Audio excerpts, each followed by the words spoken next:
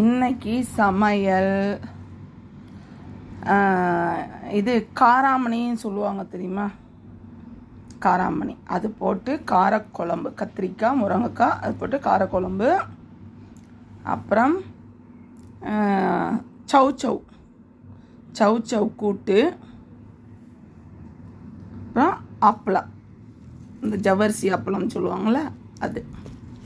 இன்னைக்கு இவ்வளோதான், சிம்பிள் சமையல். ஏன்னா எப்போ பார்த்தாலும் நான்வெஜ்ஜே சாப்பிட்டுக்கிட்டு இருக்கிறதுனால இப்போ எனக்கு இன்னொன்று இந்த காரக்குழம்பு ரொம்ப பிடிக்கும். அதனால் காரக்குழம்பு.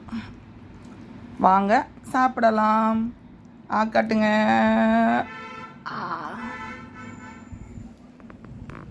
எப்படி இருக்கு சமையல்?